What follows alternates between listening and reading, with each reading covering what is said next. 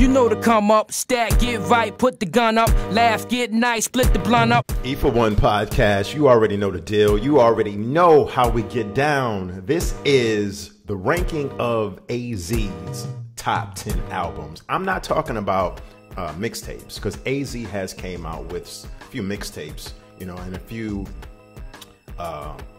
collages of albums that's not considered mixtapes that the record labels, you know, pieced together, or his record label, Quiet Money, has pieced together over the years. I'm talking about his official albums that were released commercially. That's what I'm ranking here, from worst to best. Now, I preface that by saying AZ has never came out with a bad album, so don't get it twisted. There will be no AZ slander in this vid. None of that. No AZ slander. But to be fair and to be honest and to be truthful, there are some AZ albums that I prefer over others. And there are some AZ albums that are just not, let's say, my go-to albums. I listened to once or twice back in the day when they came out. And that was it, for a bunch of different reasons. We'll get into that in a second. This is the E for One podcast. You already know, like I said at the top of the video, I'm Anthony AP. Do me a favor, do yourself a favor, you don't want to miss out on any talk, any good content. So like this video, but as you see right there on the screen, subscribe to the channel. Okay, let's just break this down real quick. Number 10 is Legendary. Okay, Legendary came out in 2009. And, you know, to be honest, I revisited a lot of these albums, you know, over the last couple of days, because I knew I wanted to talk about this, because AZ just released a brand new album, depending on when you watch this vid, yesterday, which was Friday, New Music Friday, brand new album, Truth Be Told. And I think the album is dope. Like, I really think, well, and we'll get into that in a second, but I think this is one of AZ's better albums. Talk about that in a second. But number 10, Legendary. You know, none of these songs on Legendary were memorable. AZ has 16 tracks on this album. And one of the things that I really think about AZ, and I noticed on AZ, about AZ in revisiting these albums, sometimes his albums had like 16, 17 tracks on them. Other albums had like about 10 or 11 tracks, maybe 12. I think AZ did better on the albums that had like 10 or 11 tracks on there versus the longer albums that had 16 or 17 tracks, because the albums with the lesser tracks were more focused and you really got intimate with AZ. Whereas on the albums where he had 16, 17 tracks on there, the album was kind of unbalanced and it was all over the place. And that's what I thought was Legendary. I thought it was one of the albums that suffered because it was kind of unbalanced and all over the place. Number 9, all over the place. You know, there was not really a whole lot of continuity beat wise. And that's what I'm saying. Cohesiveness. It didn't really flow very well. Same thing with Undeniable. Number 9 is my number 9. I thought that album was just okay.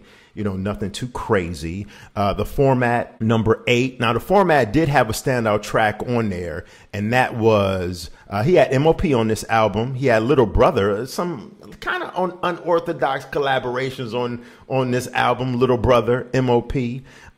You know, Animal was a hot joint that was on the album, and The Format, the title track, was a pretty good song too. The Format, you know, I thought that album was definitely, you know, a step above the 9 and 10, Undeniable and Legendary. So 8 is Format. Number 7 is AWOL. I thought AWOL, which came out in 2005, I thought it was okay. I thought it was cool. My favorite song on that album was the opening track, So Sincere. The beat was knocking, the beat was banging. Other standout tracks on this album, New York featuring Ghostface and Raekwon. Half a Mil was on Street Life on that album. Bounty Killer was on that album. And The Magic Hour, which was a previously unreleased song he threw on this album, featuring the legendary CL Smooth, was on that album. So AWOL, which was cool. I thought it was all right. It was a pretty decent album. That's number 7. Number 6, Do or Die 2. I thought Do or Die 2 was okay. I don't think it was anywhere near as good as his first album, Do or Die, the original. Some of the standout tracks on this album, he had Conway the Machine and Lil Wayne on the track. I thought that was all right. He had production by Pete Rock on the album. I thought the Pete Rock song on there was pretty banging. I liked it. It was smooth but yet effective. AZ with his vocals, smooth and potent vocals over that. So Do or Die 2 was number 6. Number 5 is his brand new album, Truth Be Told. Now, I'm not playing prisoner of the moment here. Truth Be Told is a very good album. And notice, like I said at the beginning of the vid, this album only has 11 tracks on there, so it's more focused. The album is entirely produced by legendary DITC producer Buck Wild, and Buck Wild gets busy on some of these tracks. The standout track on this album is the track he has with Pharoah Monch. They go back and forth on the joint. That song is banging, probably the best song on the album. Another favorite song of mine on this album is Reintroduction track 2 and Don't Go Astray track 3. So I think this album showed that cohesiveness, that focusedness that I was talking about. AZ seemed, his lyrics is, and the way he's spitting is as potent as possible. Nobody wants to go up against this version of AZ when he's locked in and he's focused. AZ is locked in on every album, but this album, if you notice, if you're a connoisseur of hip hop, if you're an AZ listener, I have been for 25 plus years. AZ has just got a different vision. He's focused on this album. So album number 5, Truth Be Told. Album number 4, 9 Lives. This joint came out in 2001. Very, very dope album. Every song on this album, and this album had 14 tracks on there. Every song on this album was banging. I Don't Give a F, track 3. At Night was one of my favorite joints that stayed on my playlist. Problems, banger. Everything is Everything, banger. The only thing I didn't like was that Everything Is Everything. This was not the version with Nas. There was an underground unreleased version that featured Nas. Everything Is Everything, track 7. This album version didn't have Nas on there, unfortunately, which did the album a real disservice, because if the version with Nas was on that track, this could have been rating it out of the Source magazine, 5 being a classic album. This could have been teetering on a 4.5 mic album, because Beanie Siegel was on this album. Foxy Brown was on this album. Just really, really dope album, man. So that's why I put 9 Lives at number 4. Album number 3, Pieces of a Man. This came out in 1998, right after the Firm album came out. Bangers on this album. Bangers, bangers, bangers. This album stayed in rotation in 98 when I was in college. Shout out to everybody that's in college right now doing their thing. But most importantly, shout out to all the HBCUs, historically black colleges and universities. I'm representing Wilberforce University, Wilberforce, Ohio. Shout out everybody at HBCUs.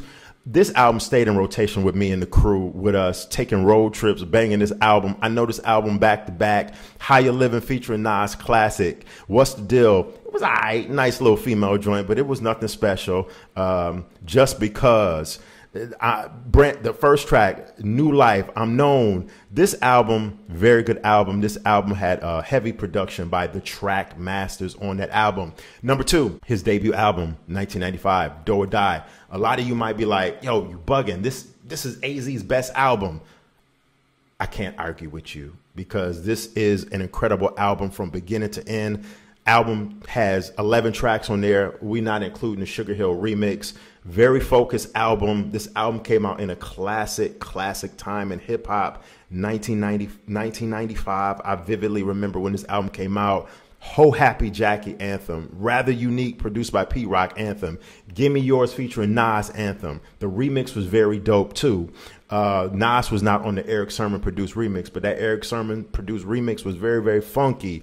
Mo Money, Mo Murder, Mo Homicide, classic. We already know that song. I ain't got to say nothing about that. Your World Don't Stop. Album was a banger, man. Album was a banger. So this album could easily have been my number 1, but it's kind of like a toss up between my number 1 album, Asiatic, which came out in June of 2002, and the original Do or Die. Both albums, it was hard to pick. I'm going with Asiatic because I thought Asiatic was really, he was locked in on this album. It came out in a good time in hip hop, the early 2000s, and AZ literally had bangers on this album like he had on Do or Die. But the production on this album was really, really dope too. Wanna Be There stayed in rotation with me. I just wanna see you take it off. Weekends here, told boo, be sincere. I wanna see you in your evening wear. Had a doobie wrapped up. AZ, listen, Take It Off was the anthem back in 2002 for a lot of different reasons. I was on my Midnight Musings joint back in 2002. That's a whole nother story. The Essence featuring Nas. Hands in the Air was a banger. I'm Back was a street banger. It was just Asiatic to me was just a classic album. AZ honestly to me has two classic albums.